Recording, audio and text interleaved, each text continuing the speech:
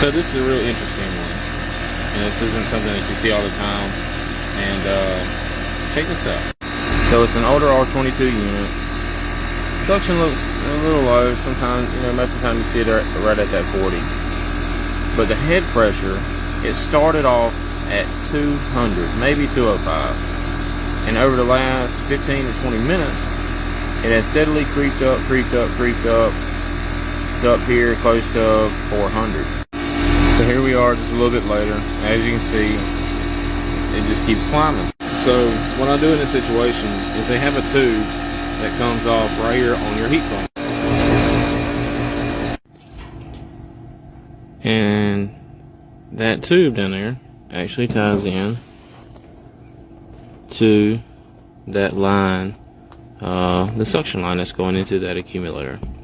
It comes out of the accumulator and then goes into the compressor.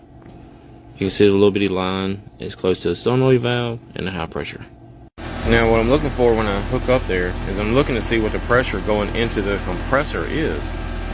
If it looks really low or if it looks really unusually high. I'm expecting it to be really low if there's an issue there.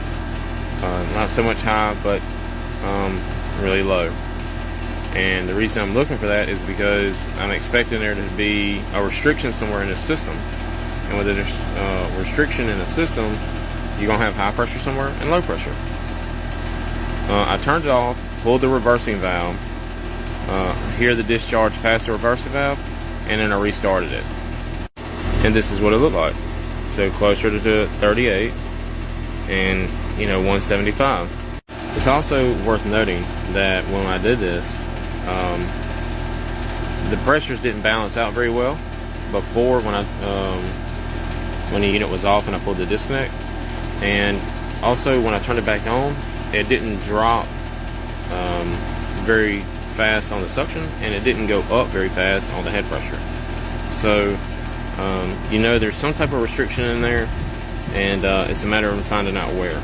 The most likely scenarios is somewhere in a reversing valve or somewhere in a TXV.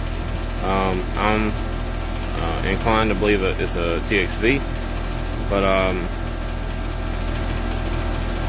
that's where we at with it right now.